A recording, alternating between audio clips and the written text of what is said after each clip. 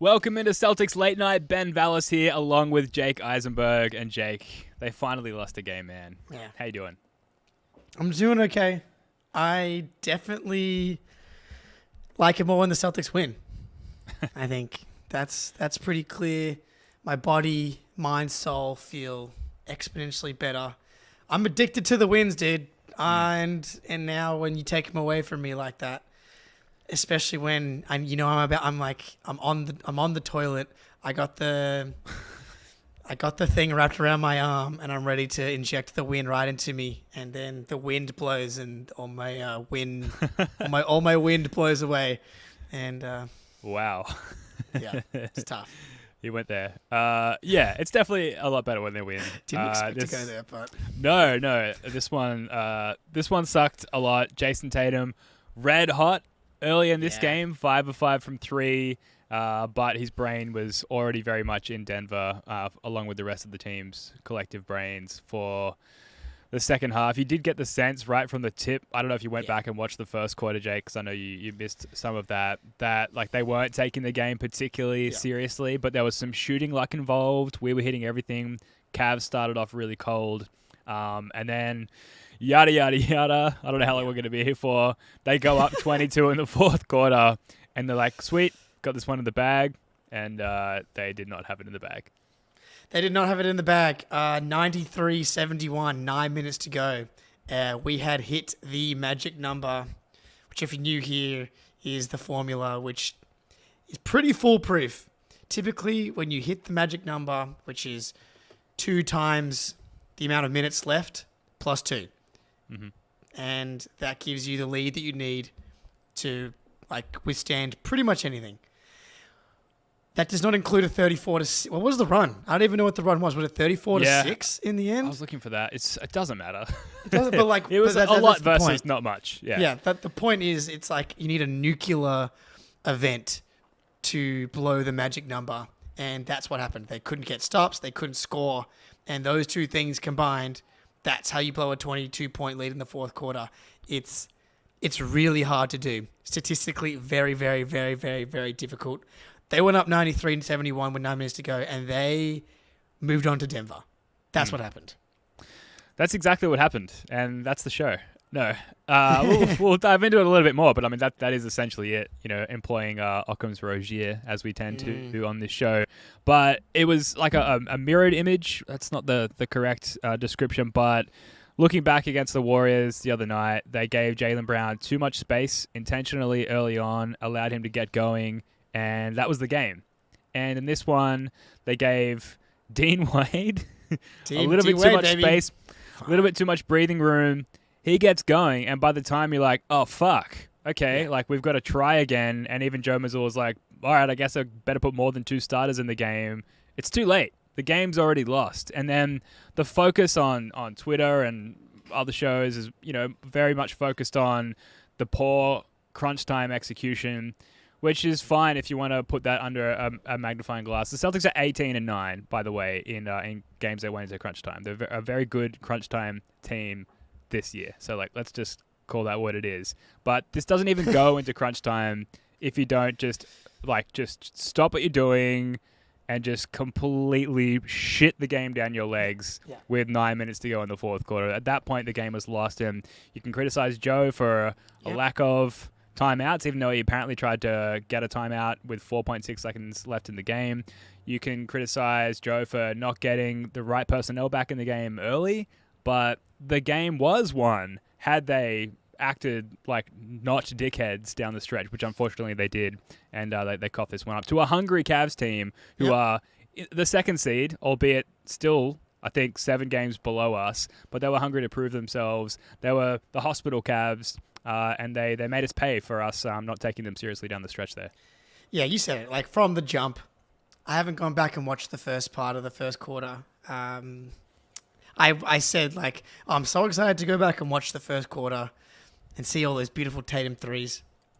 Unless they lose, and then it's going to be far more painful experience to go back and do that. And it makes perfect sense that this was a trap game. You have the super emotional win against the Warriors. Like, clearly everybody's locked the fuck in, specifically Jaylen Brown. And then you've got the Nuggets coming up next. Donovan Mitchell's out. This game is like you don't need wins really anymore. Like you need some technically in order to retain the 1 seed, but like statistically, like with the schedule lightening up, they're gonna get enough to get the 1 seed almost certainly. So like you don't actually need the wins, and so for them to look past the Cavs and to the Nuggets is very unsurprising, and that's what happened. And then but then they were so good.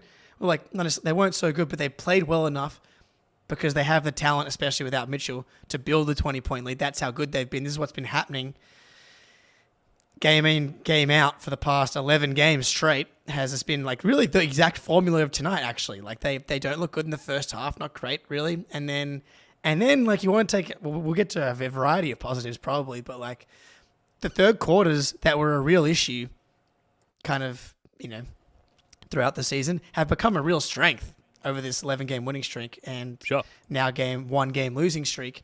And today they did it again. They were awesome in that third quarter and a little bit into that fourth quarter, which is a sign of a really good team coming out of the halftime. Can you put the clamps on? Can you kind of go on a little run there? And that's what they did. I'll ask you this, Ben. We did a late night show, I think, or at least we did a late night show after the Timberwolves overtime loss. Mm-hmm. And I think you asked me, is this a good loss? Is this a good loss because there's clear things to work on, clear things that we can take away? And Here we go. I'll ask you, is this a good loss? Is this a good loss? Well, why don't you ask Kristaps Porzingis, Jake, who called it, quote, a good loss for us because they had this feeling of invincibility and this forces them to, quote, recalibrate it a little bit. The post-game words from the Latvian Moses himself. So, I don't know. So, the mini loss has proven to be a good loss, right? And that we went on to do great things subsequent to that. Like, there was sort of a clear delineation point in the season. And then, of course, we see them again. We have great crunch time execution on our own home court, and we win the game. Tough loss to see live, guys. Yeah, I can imagine. Dimitri, that must have been, close to the end of your trip there, or you're on to Denver. Okay, better luck in Denver. Okay. So, yeah, the Wolves loss turned out to be a good loss, and the takeaways and the learnings from it were clear in terms of the on-court product after the fact.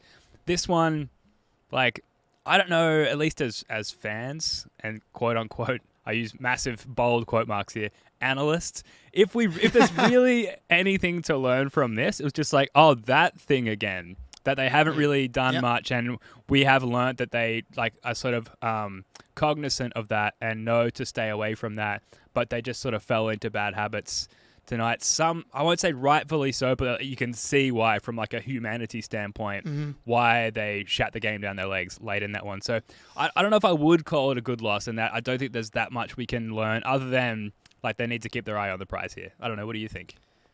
So I can't believe I'm taking this side here because I'm not usually this guy, but jumped in the ocean, cleared my head, cleansed the soul a little bit, and what are we going to get more out of? Like, we're trying to squeeze every bit of development and progress out of the rest of the regular season that we can, considering where we are with this lead in the NBA and the Eastern Conference. Like, what's more valuable? What's going to provide a better learning experience? Holding on to that lead and winning by 17, or blowing that lead, learning that, or not learning, being reminded that if you fuck around in the NBA, doesn't matter who it is, if it's Steph Curry or it's Dean Bloody Wade, these guys can take it to you. And apparently Dean Wade can go Steph Curry mode and hit 5 threes in the fourth quarter. Yeah, man. So, what the fuck? And so I actually think that this is far more valuable. Like, we don't need the wins. Like, what's more valuable than like winning a 20-point blowout against a Cavs team that's undermanned without Mitchell and you lose Mobley, or you blow a 20-point lead, all of the shit that people can make fun of you for pops up, and you're like, yeah, we're not invincible. We're not the best team ever created yet, or whatever. So it's like, I actually think that you're going to get way more out of this than if you would have just held on to that lead. Yeah, I mean, I'm going to find my way there, Jake. I really am. Probably sometime in the next 3 to 5 minutes, just so I can cope for the rest of the day here. So I definitely think you're onto something there. Well, here's the thing. If I said this for the mini game too. You could learn and win. Like, they could have just like realized you can't fuck around and been reminded of that, and then also pull out the game in the last 2 minutes as well. Like that would have been that's the optimal situation. Is you really fuck up, but then you still also win the game. Like if they had just executed that last play, or Darius Garland had potentially been called for a travel on the possession where Dean Wade got the rebound, or they rebound that ball right. It's like that would have been the optimal learning scenario. But maybe they don't learn the full lesson unless they actually lose the game. So yeah, there's that to it. Yeah, look, it's a really good point, and that is going to be the takeaway. And clearly, like, looking at some of the quotes coming out of post game, like that is the takeaway. It sounded like Joe was like a little bit, I don't know if upset with Tatum was the right call, but he was talking about like we shouldn't have fouled with in the bonus with not much time to go, referring to a late foul from Tatum there. We had to go a lot quicker on that late game play as well, and get that shut up sooner, because there was some discussion online that if it wasn't for the foul, then KP could have gotten the putback. But of course, like, they'd taken all the time off the clock at that point. There would have been no time left for KP to catch the ball, let alone finish it. A little bit of Joe maybe like subtly calling out JT in the post game presser there, which I think is probably good for the team too. But in terms of learning, I think I wanted to have learnt that they had their late game execution was in the bag at this point. And I just mentioned they're 18-9 in clutch games, so it's not like it's been a particular gripe with them this year. But the online discourse is completely different to that, and the haters haven't had a recent clutch game to disprove their takes on that, and to have one here and now where this team is still having to prove themselves despite all of the success lately, to just have that little extra cherry on top of the sundae would have been nice. Is it essential? No. Does this matter at all in terms of our postseason prospects? Absolutely not. But it does suck right now. It sucks a lot. It absolutely sucks right now. I got a fun little exercise for you. I think might make some people feel a little bit better.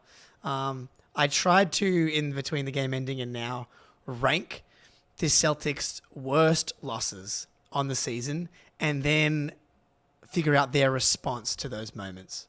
So I think easily the worst loss of the season is the 18-point lead that they blew against the Warriors and then proceeded to lose in overtime. What happened after that? They went on a 6-game winning streak where they beat the Kings, the Clippers, the Lakers. They were fantastic. One of their best stretches of the season. Out after that, Warriors loss. They had that Pistons win in overtime. Raptors and a Spurs win. So that was number one.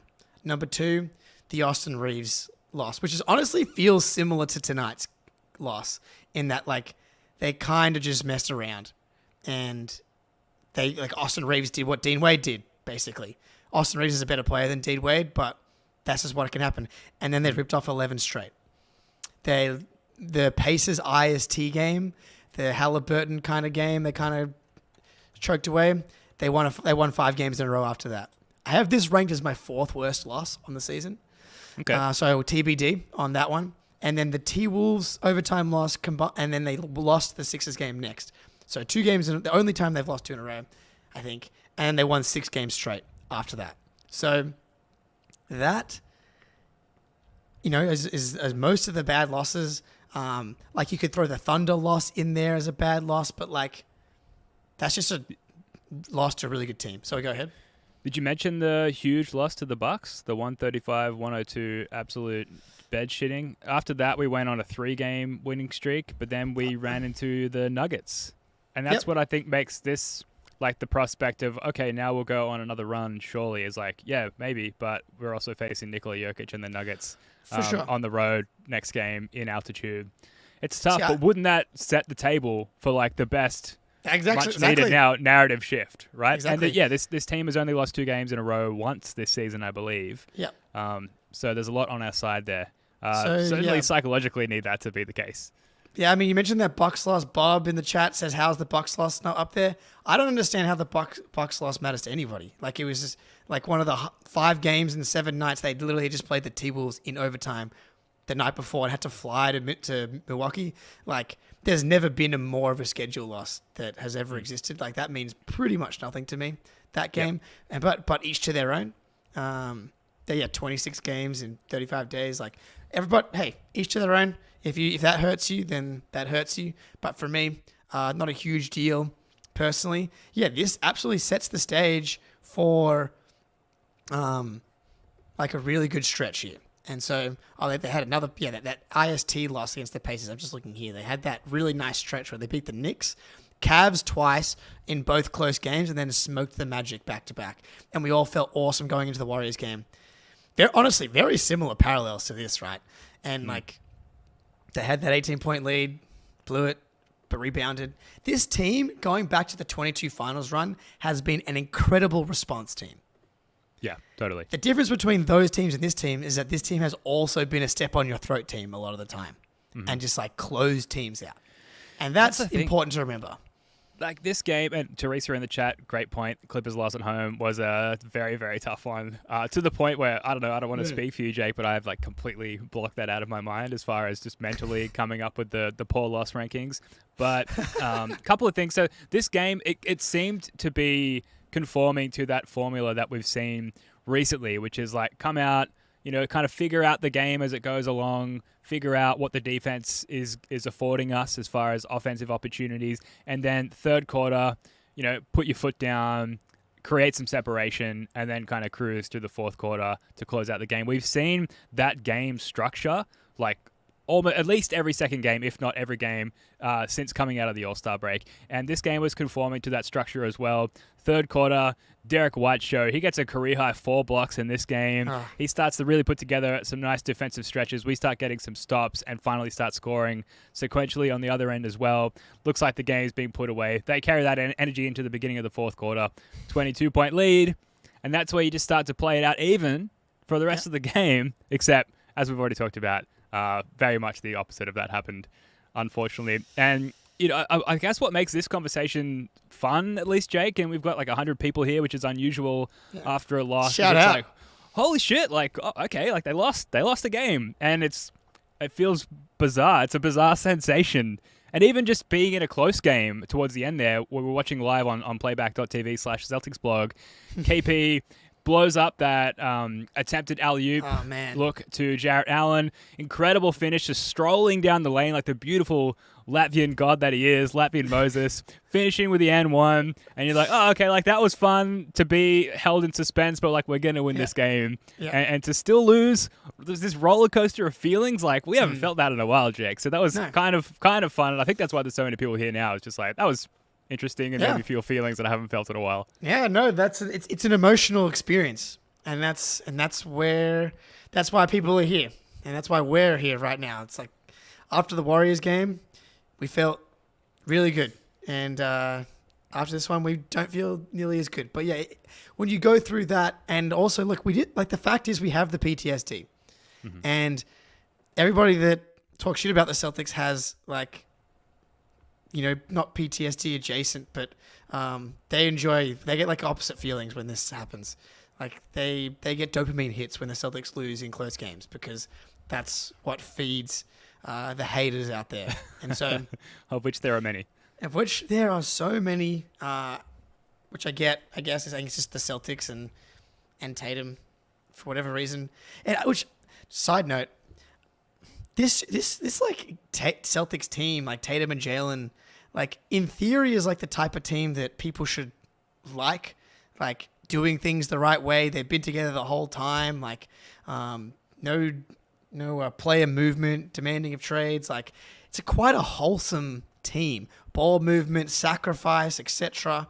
But alas, we enjoy the hate. And look, Tatum and Jaylen are going to see all this stuff, and this Denver game is shaping up, dude. I don't know. I went on a tangent there, but No, well, okay, so right now the Nuggets Yeah. are down 19 to the Suns with Yeah. 8.5 minutes to go in the third quarter. So, I mean, knowing the Suns and the Nuggets, that will completely shift, I'm sure, by the end of the game. But I guess we haven't got time now to do like the schedule analysis of the Nuggets and what their responses have looked like after losses throughout the season. But it could be like two massive immovable forces coming to a head here in Denver in a couple of nights. So I imagine it's a quiet plane ride over the Rockies. It's not the Rockies. Some sort of mountain range to Colorado. Need to scrub up on my American geography there. Anyway, look, Pete in the chat. I'm here because I enjoy your company. We appreciate that. We enjoy your company too, folks in the chat. Right. We read all your comments on the live streams and after the fact on all of our YouTube videos as well. So if you're here and you're not already, please subscribe to the First of the Four YouTube channel. It's just Celtics content all day, every day. If you subscribe to this channel, you're going to let your algorithm know that you like this kind of content and you're just going to get more Celtics content in your feed. So it's a win-win for you. Please hit that like button as well. I have been told also that if you say the words hit that like button on YouTube, then the like button illuminates. So I'd love to hear from folks in the chat whether me saying hit that like button has just had that effect. But also, actually, please also hit that like button. Cool. Thanks. Should we talk about that clutch stretch a little bit? Like, I know I mentioned the KP situation there.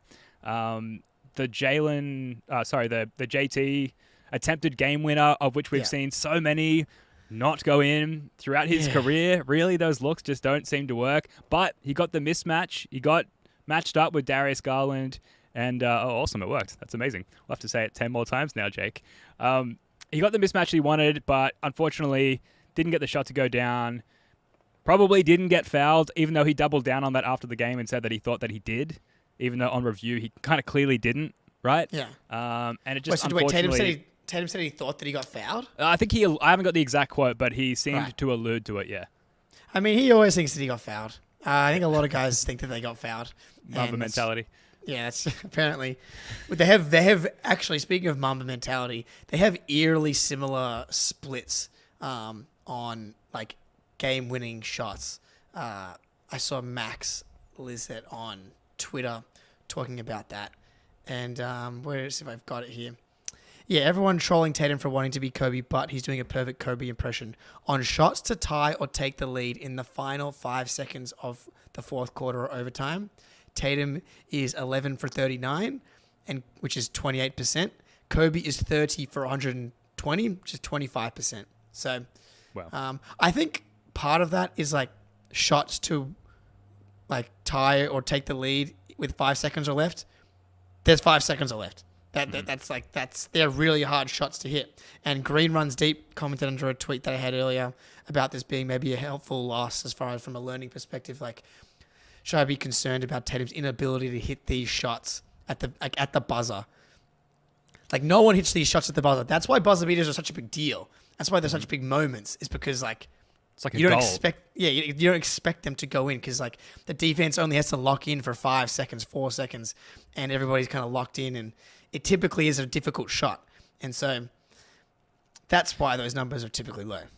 Yeah, Chris Forsberg is like doing the deep dive into the clutch numbers on Twitter at the moment. He just had an interesting tweet that when the deficit is plus or minus 1 point in the final minute, the Celtics are 4-6 this season, and when the deficit is plus or minus 1 point in the final 10 seconds, the Celtics are 2-5. So certainly, like within 1 point with one possession left in short clock situations, there is a, I wouldn't call it an execution problem, but we're certainly not even close to the middle of the pack, let alone the top of the pack when it comes to game-winning execution moments. I think a lot of those numbers, like, inherently are like 50-50 propositions. Like, totally. And so, like, those numbers are somewhat lucky. I will say, like, I think it's okay to admit that, like, in, like, super close games, like, in the last minute, we don't feel super confident all the time. No. We don't have Paul Pierce on this team. Yeah. And that's... So, like, the formula for this team to win the title is, like, they can win in clutch time. Like, that's obviously, like, they're 18-9 for a reason. But, like, the way this team is going to win the East in particular is like I think they're gonna beat a lot of teams by a lot. It's like almost like that Bucks series ended up going to 7, but the point differential in that series was quite a lot. The difference is this team is just so good that like they're able to get to blowouts and double-digit leads a lot easier, and that they don't typically take their foot off the gas. That's the difference. Is here they let go of the rope, and when you let go of the rope, it can be difficult to regain hold of it. And that's where this Nuggets thing is like. I'm not sure I've ever seen a team that's better in like close games down in the last 2 minutes. They're unbelievable. Well, specifically Jokic is unbelievable, and so like for the Celtics to beat the Nuggets on Thursday or Friday is like you got to try and win that thing by double digits. Totally. Yeah. Be up double digits and not shit the bed once again, which given the Nuggets personnel, given Jokic and the narratives on either side of each team, that surely won't be the case. Whereas if they were trotting out Dean Wade as one of their best healthy players on the court, you could forgive them for letting go of the rope, which they did in this one. You mentioned positives from this game, like Derek White, I thought had some good moments despite shooting 1 of 5 and not being super aggressive from a shooting perspective. One thing I mentioned before we get like all the way to positive things is that Jaylen Brown, I mentioned this in the playback stream, Jaylen Brown is kind of like the head of the snake from the team's emotional standpoint. So if there's a collective feeling up and down the roster of we don't necessarily feel we need to take this game seriously, then the person who that manifests within the most is going to be Jaylen Brown, just because of how much of emotional swings he has throughout the season, let alone within the confines of a single game. He finished 8 for 20 in this one. Only 1 turnover, which was surprising because I thought he had quite a few more mistakes than that. But it wasn't this like aggressive, dominant, like Jaylen Brown getting to his spots and executing at a high efficiency, which is something we've come to know about him. What do you think about Jaylen's performance in this one? I thought it was a little strange. Yeah, he was a little like destructo Jaylen today for sure. And that was just going around the team though. Like Drew had that one play where he tried to swing it across the court with one hand, and it was such a bad pass that it didn't get picked off. He hit like a Okoro in the back, and like the defender wasn't even looking, and then like Jarrett Allen picked it up or something. But yeah, Jaylen definitely up and down tonight. All game, it was like they would have possession. It was like every third or every second possession, it was like, wow, look at the offensive execution on this play. And Jaylen had a couple of them, but it just wasn't as consistent as it has been, especially coming out of the All-Star break. I mean, like coming into tonight, he was averaging 29 points on like 60% from the field. He's been just unbelievable. And he did have a comment. Tim Bontemps, I got a tweet here. Jaylen Brown, this is a mentality loss, said he's unhappy with how Boston approached the game and that the Celtics were not intentional enough. Yeah, I think you're right on it. He has kind of become the emotional leader, I think, of the team a little bit. And he's really taken that personal with Marcus leaving between the emotional and like the defensive identity of the team. He's tried to walk the walk as much as possible, and he wasn't as locked in or as focused as he has been coming out of the break. Yeah, Marcus left a note in Jaylen's locker on his way out the door for the last time with all the instructions on how to be the emotional leader of this team, for better or for worse. Look, as I criticized Jaylen's lack of efficiency, Tatum, who started the game great, finished exactly the same, 8 of 20 from the field. A few more threes, though. It's funny, they've both been kind of our worst 3-point shooters throughout the season, and then Tatum goes 5 for 9 and Jaylen goes 3 for 7. And they lose like if you were to tell me 2 stats and it's Tatum and Jaylen going like a combined 50% from 3, I'm like, oh, that's a win. Yeah. Like we almost never lose games when Tatum has like a 5 for 9 game from 3. I know. And so we almost never shit the bed to Dean Wade scoring 20 points in the fourth quarter as well. So today is an anomaly. This is a shit happens game, no question. That's part of it. Like in a normal day, like they just like didn't play that well and they still won, but fucking D-Wade did. We're going to come back in a moment and hear Jake's positive takeaways from the game, of which I have almost none, if in fact I have none at all. But first, a quick word from our sponsor. Football season may be over, but the action on the floor is heating up. Whether it's a tournament season or the fight for a playoff home court, there's no shortage of high-stakes basketball moments this time of year. Get in on the excitement with Prize Picks, America's #1 fantasy sports app. where you could turn your hoops knowledge into serious cash. Testing my skills on Prize Picks this season is the most exciting way to play daily fantasy sports. If you have the skills, you can turn $10 into $1,000 with just a few taps. Prize Picks is really simple to play, and I can make my picks and submit my entry in less than 60 seconds. Download the app today and use code CLNS for a first deposit match up to $100. Use the code CLNS for the first deposit match up to $100. Pick more, pick less. It's that easy. Prize Picks, new sponsor, fun app, fun way to add some spice to the game. Yeah. Jake, positive takeaways from this one? I didn't realize we were doing positive takeaways. I feel like I did my positive takeaways earlier. I'm like, this is a learning. Okay. And I can spin anything though. Like, it's funny looking at the box score. It's not that bad. They really just struggled from the field. Like they still end up being close to 40% from three, down on attempts, which is kind of a sign for them. And like Derek White having all those blocks is obviously awesome, but like sometimes blocks isn't a great sign for this team. It's like someone having to recover and make a play at the rim, which often leads to, which one means someone's been beaten, and two often leads to like someone picking up a block and having a putback, right? So like the Cavs offensive rebounds, only 8, not too bad. And man, even the Celtics offensive rebounding, 14 offensive rebounds. Like that's what you want to see. Kristaps, like he ended up getting it to like statistically doing okay, but man, Georges Niang almost created a lap to slow down the Latvian Moses there. Like he was the minivan.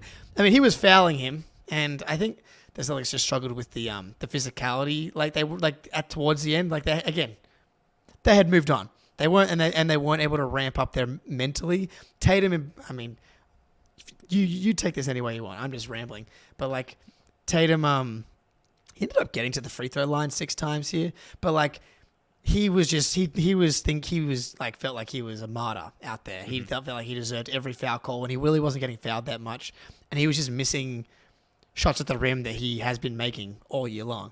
And and Jaylen as well. Mental. Yeah, like Jaylen exploded for a dunk at one point and almost hit his head on the rim. It was like watching a kid jump off the couch and hit their head on the roof. Like he just had no spatial awareness in that moment.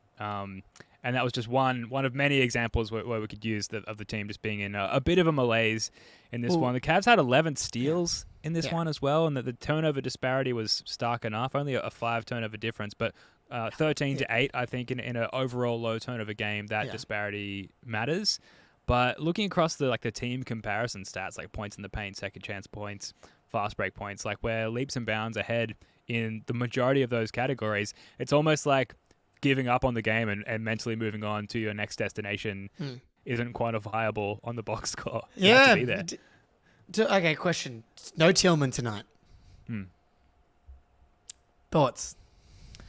Well, I checked back through Twitter and I couldn't see if he was announced as inactive, but he's not in the he wasn't listed on the box score. He's still not listed on the box score. Jordan Welsh, who's not with the team, is listed on the box score. So this whole Tillman absence is shrouded in mystery, Jake, because obviously he would have been good. I thought Cornette was fine in this game, except for when we went zone. He looked like he shouldn't have been out there, but I don't know. I think that it all went to shit so quickly. Like it was such a steep downhill slope that I don't know if there's necessarily enough time to react to the point where you're like, let's go with Tillman. Like it's different if you're like, we need to get Tatum back in the game, stat. But with Tillman, and he's cold, he hasn't played that whole game. I think on that front, I can forgive the absence of Tillman.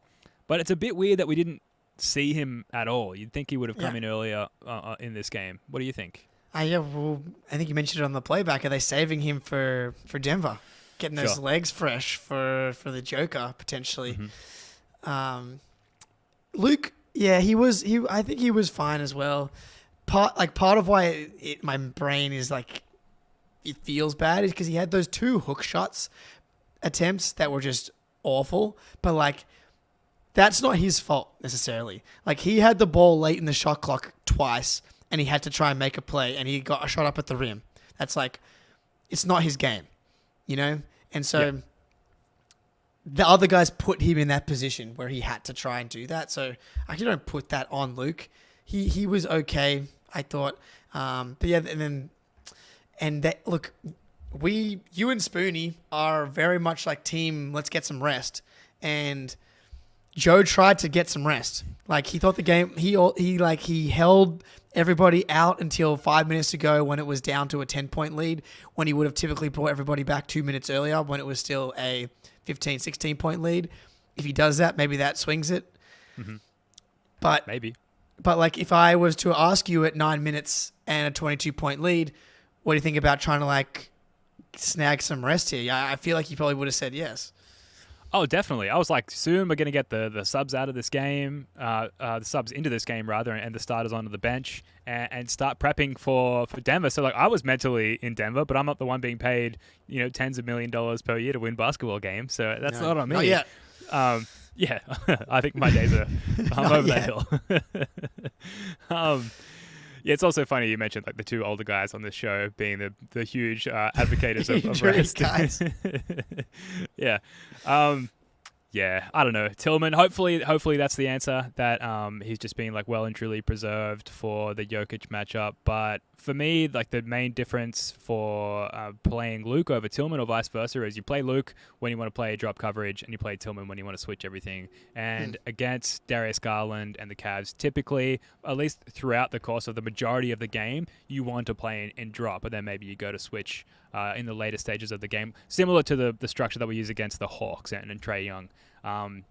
But by the time we'd shat the bed, I think it was the right move to like not introduce Tillman to that bad energy. Yeah, no, I'm not saying we should have played him then necessarily, but it's like, why did he not get a stint in the third quarter there, where he could have maybe, here we go, we are switching everything, and that's working.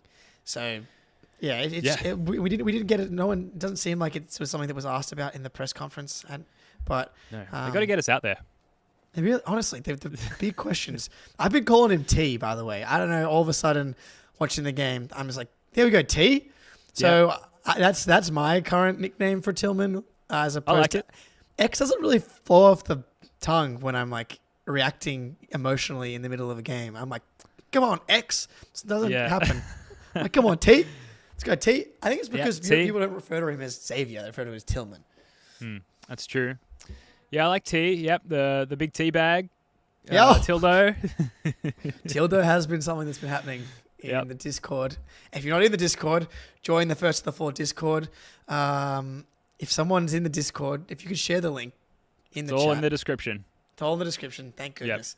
Yep. And so is the link to our merch store, by the way. You can get First of the Floor bucket hats these days, as well as T-shirts in many varieties. We've got a logo, alternate logos, many forms of attire with our logo on it, if you feel so inclined. I know Carl, who's a longtime listener of the show, just tweeted out a photo of him wearing one of our T-shirts, which I have two of as T-shirts alone, regardless of the logo. Extremely comfortable shirts, very versatile shirts. Wore one to the gym, wore one out on a date night with my wife. Feeling good always, so couldn't recommend them enough. In the gym, literally flexing. Anyway, not that I have much ready to for flex. Vegas. The shred for Vegas is on out here. Got to get cut for the Vegas pool scene. All right. I mean, I think we can tie a bow on this one as a game. I'm just checking on this. I mean, this isn't going up on the podcast feed. No one likes to listen to a post-game pod to do with a loss. So we're just hanging out with you folks in the chat. This will remain solely on YouTube. And sorry to say, Jake, but the Nuggets have cut it to 9 to end the third quarter. Do we want them to win or do we want them to lose? I really don't know. I don't think it matters. I actually don't think that they have. They don't have the emotional scar tissue that Celtics fans have. They, as soon as they got healthy, just won the title easily.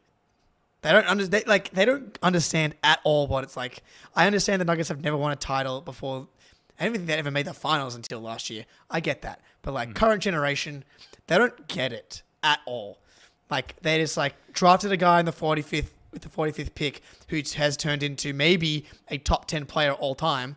And now they're like the best team in the conference, like year in, year out. And they just blew through everyone without having to play a fucking single 7-game series in their whole run, where we've played 4 7-game series in the past 2 years alone.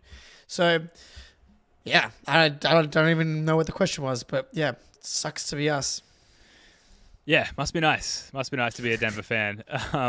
Now, from a Denver preview standpoint, so that game is, I'm thinking like Aussie time here, 2 p.m. Friday. So that's 10 p.m. Thursday night in the States, where most of our audience are located. In terms of previewing that game, there's going to be a lot of attention on that, obviously, between now and then, especially, I think, if the Nuggets lose this game. I think that's what really spices up the narrative. It's like, wow, okay, like the Nuggets lost as well. These two teams are really coming to a head at a really interesting time. And for us, because it sort of signifies the end of the most difficult stretch of the season and the beginning of our cruisy last lap, if you will. From a preview standpoint, with how closely matched these two teams were last time we saw them in Boston, it's hard to imagine a massive strategy shift from either side. Like, it arguably worked for both teams. Both teams had an opportunity to win the game down the stretch. That said, is there something that jumps out to you, Jake? No, I think Denver should be looking to adjust somehow, because I thought the Celtics were awesome in that game defensively. Like, what was the score? It was like 102, 100 or something like that. Yeah. Yep. And this defensively, in my opinion, the best way to beat the Nuggets is to shut down the Jokic passing. When Jokic is swinging the ball around and KCP and Michael Porter Jr. are knocking down threes, you cannot beat them. You cannot beat them. Like, the Celtics, to beat the Nuggets, you have to play Missoula ball. You have to play Missoula ball. You got to shoot threes. You got to move the ball. And Tatum and Jaylen have to play well. They played like shit in the last game, both of them. And historically, have played well against the Nuggets. So I really want to see, in particular, a really good Tatum game. Like, he's been awesome. Like, he's been one top 5 player in the NBA. But I want to see him be a top 5 player in the NBA in this game. Like, that's how they win this game. That's the adjustment relative to the last one. But defensively, I love the matchup. Try and play Jokic straight up as much as you can. Like, you show a little bit of help, but you're really focused on shutting down MPJ and KCP in particular. And you just hope that Murray was nuts. I'm not sure Murray's had a better game than he had in that Celtics game. And you just hope that like that is like not quite as nuclear this time round. Yeah, Murray in the second quarter, specifically in that last game where Jokic went out and we're all looking our lips like, okay, now's the time to really break ahead here. And Murray just went like crazy turnaround, post fadeaway shots over Horford and all kinds of crazy shit. You hope that doesn't rear its ugly head again, but in high stakes games like this, like that's why Murray's so good, is because he is capable of popping off like that when they need that of him, especially because you look down the line of the rest of their roster in terms of shot creation. That's pretty much where the buck stops. Like, you could argue that MPJ can kind of create his own shot just by getting to a spot and using his height, but he hasn't really proven himself to be that kind of player, at least consistently. So, yeah, the idea of just like out physicalitying them, for lack of a better term, I probably need a better term there, Jake. That's definitely that's it. Yeah, I think, yeah, absolutely. Like, I think really you got to get physical with Murray as much as you can. Like, I don't think he's a guy that's really thrown off by stuff like that. Like, he's tough, but like physically, Drew Holiday, like, can we put like Jaylen on Jamal Murray? I like, similar to how we've done with Steph. I would like to see that. I think, like, that's a good point. I think we should have the ability to slow down Murray. Jokic, I'm not sure if that game plan or player exists in the NBA. The Celtics are designed better than anyone else to do it, like, as well as anyone. But Murray, we should be able to deal with on some level. I'm just looking at it now. Like, he shot 15 for 21, 71.4%. He's played 45 games this year. He shot 71% or better on 4 of them. So we like that's a complete outlier. The other ones were against the Kings, the Atlanta Hawks, the Grizzlies, and the Celtics. Let me ask you a question. Who's the best defense out of those 4? Rhetorical question. Clearly the Celtics. So it's like, I feel like we got unlucky on that. Can we play the same way and hope that he doesn't fucking go 15 for 21? Because if he does, then you can't win.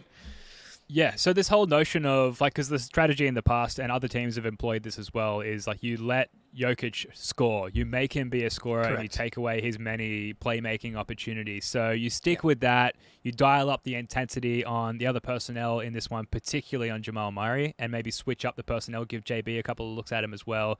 And you give Jokic the same looks as far as, okay, if you're going to kill us anyway, it's going to be with your scoring and we're going to continue to take away your passing option. So you stick with that strategy. Yep, absolutely. I think that's the move. I think you should be very confident in your game plan from the first Nuggets game. Yeah, I mean, as confident as you can be playing against an all-timer in Nikola Jokic. And, like, our shots just have to go down on the other end as well. Like, we can't have a bad shooting night. It's just one of those opponents where, like, there's very few ways that you can succeed, unlike other opponents that we've seen in recent days. There's very few ways that you can succeed if you're not hitting your threes. But that said, you've got to generate them the right way. You've got to get paint touches. You've got to drive. You've got to collapse the defense, and you've got to kick out. All this stuff that we know and love about this team, strategy-wise, offensively, but not all three-pointers are alike. There are those one pass from the perimeter three-point shots, which we saw plenty of tonight, which just don't generate the same juice, and therefore the ball doesn't have the energy it needs to go down. So we'll see. It's going to be a spicy one. Anything else you want to hit on before? I feel like we've sort of touched on more than enough, given how much of a shit fight this was. Like me and Spoonie, I think are going to go live. We'll do a pod tomorrow, so we'll dive into the Nugget stuff tomorrow as well. We'll leave some meat on the bone from that one. I've been trying to get a Nuggets person on, but they're tricky to get a hold of so far for me. So no avail so far. But me and Spoonie will be breaking it down. Hell yeah. Looking forward to that. And then, of course, live playback.tv/Celtics blog for the Nuggets game, which is it you and Eric Weiss and Spoonie on that one? Me, Eric Weiss, and 1 second here. Someone worth your time. Someone worth your time. Yeah, for some reason I can't see it right here. But and Robbie, who is a good time as well. So yeah, absolutely. So that'll be a lot of fun. It'll be emotional.